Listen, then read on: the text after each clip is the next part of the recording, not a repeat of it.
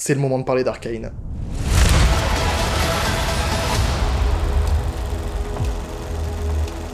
Arcane League of Legends est une série de 2 saisons, sortie du 6 novembre 2021 au 23 novembre 2024 sur Netflix.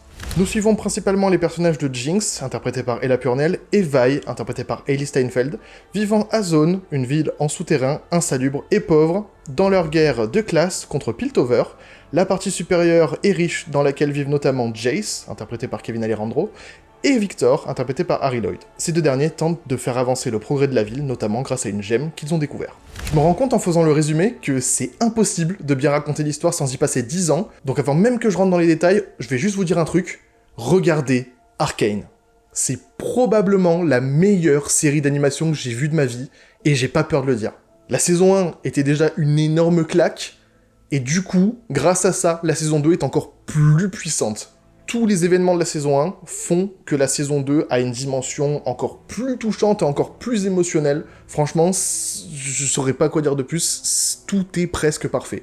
Et pas besoin de connaître League of Legends pour regarder la série, personnellement j'y ai jamais joué, et pourtant j'ai vraiment beaucoup apprécié. À la limite, ceux qui y ont joué, y trouveront des références un petit peu plus cachées, mais c'est tout. Pour commencer, on va parler de l'aspect le plus marquant de la série, ses visuels et sa réalisation. Et rien que sur ça, je pourrais y passer des heures. C'est incroyablement original, tous les plans sont des tableaux, l'animation est fluide, les chara-designs sont incroyables, et tous les décors sont sublimes. La série n'a pas non plus peur de changer de style visuel à de nombreuses reprises au cours de la série. On a par exemple des séquences en 2D, ou avec un style plus dessiné, et encore plein d'autres trucs encore plus abstraits que ça. L'histoire, quant à elle, est vraiment très prenante et chargée en émotions. Je pense que j'ai passé la majorité de la série à pleurer, surtout pendant la saison 2. Tous les personnages sont ultra attachants, en particulier Jinx, Echo et Vi, avec Jinx vraiment au-dessus du reste, parce que vraiment, j'adore ce personnage. Et j'aime évidemment beaucoup la relation entre Caitlyn et Vi, qui est très belle, très touchante, et pas du tout forcée. Ça paraissait tellement évident que j'ai oublié de parler de l'acting, mais du coup, je vais le faire là comme ça maintenant. Tout le monde est sensationnel. Ella Purnell est incroyable, j'adore vraiment cette actrice en plus, et elle joue Jinx avec beaucoup de folie et beaucoup de nuances. Hailey Steinfeld est incroyable, on la reconnaît presque pas dans le personnage de Vi, tellement Vi est badass, et moi j'ai plutôt l'habitude de la voir dans des rôles où elle est un petit peu plus drôle, donc vraiment ça lui va super bien je trouve. Et tous les autres acteurs, que ce soit Katie Leung qui joue Caitlyn, Kevin Alejandro qui joue Jace, Harry Lloyd qui joue Victor, Tox Olagundoye qui joue Mel, Rich Shannon qui joue Echo, je pourrais y passer des heures, mais tous les acteurs jouent leur personnage à la perfection, avec la bonne intensité, sans jamais en faire trop, et du coup les émotions sont parfaitement transmises tout au long de la série. Et pour la musique, putain de merde. Si tu m'avais dit qu'on aurait du Imagine Dragons, du Stromae et du Pomme, du Fever 333 et du 21 Pilots dans la même série, je t'aurais pas cru. Et pourtant, ça marche. Tous les sons sont des bangers. Le titre The Line de 21 Pilots, je l'écoute en boucle depuis qu'il est sorti. Il me faisait chialer avant même que je vois dans quel contexte il était utilisé. Et en plus de ça, ça s'ajoute super bien dans leur discographie. La fin est aussi très réussie, je trouve. Elle est pleine de rebondissements, pleine d'actions super stylées, et surtout, encore une fois, plein d'émotions. Même si elle reste assez ouverte. Il y a quelques éléments que j'aurais aimé qu'ils développent un petit peu plus, mais du coup, ça laisse place à l'imagination, et c'est plutôt cool. On va rentrer en partie spoiler, et ça va être un petit peu décousu, je vais juste énumérer tous les trucs qui m'ont marqué dans la saison 2, pas la saison 1 parce que ça fait un petit moment qu'elle est sortie. Donc si vous n'avez pas encore vu la saison 2, on se retrouve à ce timecode pour ma conclusion. Pour commencer, j'aime énormément l'évolution de Jinx dans cette saison. Là, je parle de l'évolution du personnage, mais j'aime aussi énormément son évolution de style, et de coupe de cheveux, et de maquillage, et de tout, elle est incroyable. J'aime vraiment beaucoup sa relation avec Isha, qui est vraiment le miroir de la relation que Vi avait avec Powder.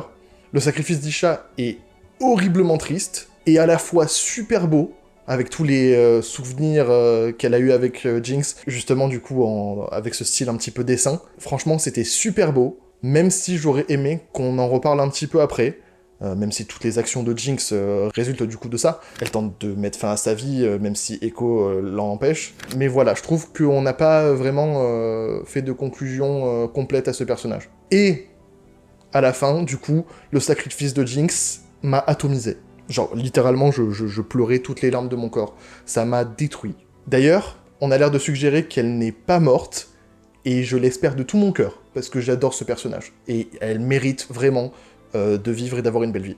Ensuite, les retrouvailles entre Jinx, Vi et Vander sont très touchantes et encore plus tragiques parce qu'ils sont séparés très peu de temps après. D'ailleurs, la séquence où Vander, ou plutôt Warwick, arrive dans la prison et bute absolument tout le monde, est incroyable. Elle est extrêmement bien réalisée, les visuels du coup de la vision de Warwick sont vraiment très stylisés, tout en rouge et noir, et la musique, complètement métal. Pour le metalhead que je suis, c'était parfait.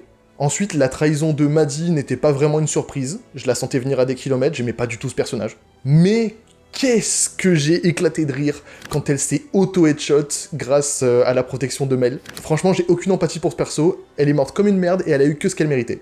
Et comme j'en parle, Mel dans cette saison est devenu un de mes personnages préférés. Toute sa relation avec sa mère, mais surtout toute son intrigue avec la Rose Noire, c'était trop stylé, les visuels encore une fois étaient magnifiques, et ses pouvoirs qu'elle a développés sont trop stylés. En parlant de pouvoirs trop stylés, on a aussi Echo, qui développe le pouvoir de remonter le temps, et c'est trop cool. Et tout l'épisode justement où il est dans cette réalité parallèle est excellent. J'aurais limite eu envie qu'il reste là, parce que sa relation avec Powder était trop mignonne. Et ça me rend très triste qu'à la fin il soit tout seul, mais quel goat! Le mec, il a sacrifié le possible amour de sa vie pour sauver tout le monde. Enfin, la relation entre Kate et Vi m'aura fait subir un roller coaster. Entre leur premier baiser, leur séparation, leur retrouvailles et la scène dans la cellule de prison, putain, qu'est-ce que ça a été compliqué. Mais qu'est-ce que je suis content que ça ait fonctionné. Voilà, j'ai encore énormément de choses à dire, j'ai même pas encore parlé de toute la relation entre Jace et Victor dans cette saison, mais je sais pas par où commencer. Sachez juste que cette série est un quasi sans faute et que je vais me la remater très très souvent, je pense. Évidemment, si vous voulez en discuter plus en détail en commentaire, je vous y invite grandement, parce que même moi, j'ai envie d'en discuter avec des gens. Et je voulais finir en parlant du fait que le studio qui a produit Arcane est français, donc j'ai juste un truc à dire, merci beaucoup Fortiche. Voilà, comme vous l'avez compris, j'adore cette série, je la conseille énormément, et je lui mettrai un 9,5 sur 10. C'était trop bien. Donc, n'hésitez pas à partager, liker et commenter cette vidéo si elle vous a plu, à vous abonner à ma chaîne et à rejoindre mes réseaux sociaux, tous les liens sont dans la description, et on se retrouve très bientôt pour une nouvelle vidéo, c'était Rémi, à plus.